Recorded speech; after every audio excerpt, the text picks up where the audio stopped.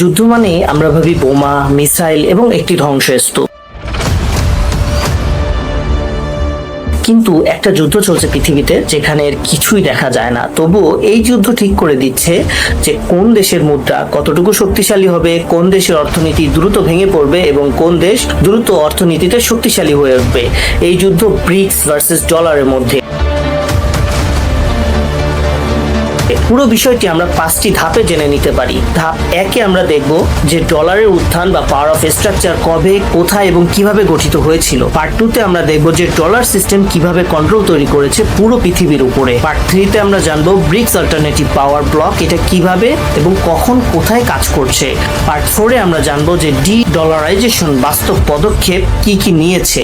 Last part 5-এ আমরা জানবো reality check করে যে ডলার কেন এখনো পুরো পৃথিবীর উপরে ডমিনেশন করে টিকে আছে। দ্বিতীয় বিশ্বযুদ্ধের পরে বিশ্ব অর্থনীতি প্রায় ধ্বংস হয়ে গিয়েছিল।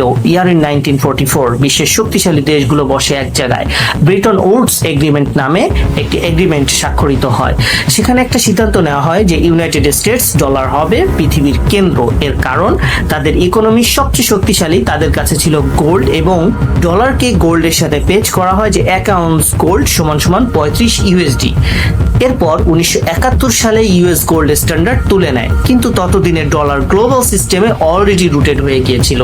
ইন্টারন্যাশনাল মনিটারি ফান্ড অনুযায়ী 58% গ্লোবাল ফরেন এক্সচেঞ্জ এখনো রিজার্ভ আছে ইউএসডিতে।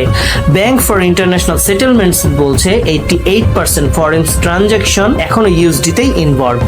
তারপর ধীরে ধীরে oil trade, global trade, bank reserve সবই কিন্তু ডলারেই হয়ে আছে। মানে আমি চিন্তা করতে পারি যে এমন একটা পৃথিবী যেখানে আমরা যেই দেশে থাকি না কেন আমাদের অর্থনীতি, আমাদের পকেটে কত টাকা আছে এবং সেই টাকা দিয়ে আমরা কতটুকু আমাদের দৈনন্দিন জীবনের প্রয়োজন মেটাতে পারবো সেটা পর্যন্ত নিয়ন্ত্রণ করছে অন্য একটা দেশ এবং অন্য একটা দেশের কারেন্সি। এই কারেন্সি আর কিছু না, শুধুমাত্র ডলার। এই ডলার ডমিনেন্স শুধু এখন আর পপুলারিটি নয়, এটা সিস্টেম কন্ট্রোল। এই সিস্টেমের মূল অংশ SWIFT payment network, US banking system এবং ডলার ক্লিয়ারিং মেকানিজম।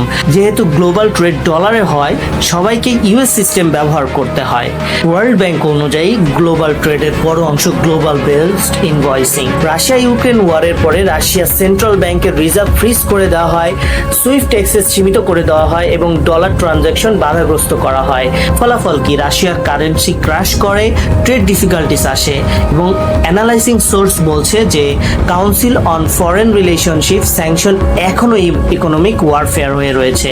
এখন প্রশ্ন হলো, যদি একটা দেশ গ্লোবাল পেমেন্ট সিস্টেম কন্ট্রোল করে তাহলে কি এটা শুধু অর্থনীতি হলো নাকি ক্ষমতার একটা অপব্যবহার হলো? এই ডমিনেন্সের বিরুদ্ধে ধীরে ধীরে তৈরি হচ্ছে একটা অ্যালায়েন্স যার নাম ব্রিক্স। শুধু ব্রিক্স বলতে বোঝাচ্ছে 5টি দেশের একটি সমন্বয়, যেখানে রয়েছে ব্রাজিল, রাশিয়া, ইন্ডিয়া, চায়না এবং সাউথ আফ্রিকা।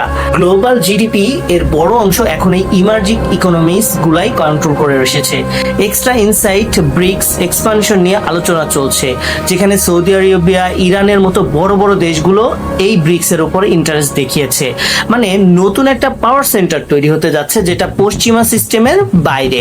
যদি নতুন পাওয়ার সিস্টেম তৈরি হয় তাহলে কি পুরনো সিস্টেম টিকে থাকতে পারবে? ব্রিক্স শুধু কথা বলছে না, তারা ছোটখাটো অ্যাকশনও নিচ্ছে। যেমন local currency trade, China yuan based trade বাড়াচ্ছে, ইন্ডিয়া রুপিতে সেটেলমেন্ট করছে এবং এনার্জি ট্রেড শিফট করছে। কিছু অয়েল ডিল হচ্ছে এখন ইউএসডি ছাড়াই। নিউ ফাইন্যান্সিয়াল সিস্টেম তৈরি হতে যাচ্ছে। সুইফটের অল্টারনেটিভ তৈরি করার চেষ্টা চলছে। ব্রিক্স কান্ট্রিজ অল্টারনেটিভ এক্সপ্লোরিং নন ডলার ট্রেড সিস্টেমকে বেশি গুরুত্ব দিচ্ছে। এটা কোনো ছোট চেঞ্জ নয়, এটা গ্লোবাল সিস্টেম শিফটের শুরু।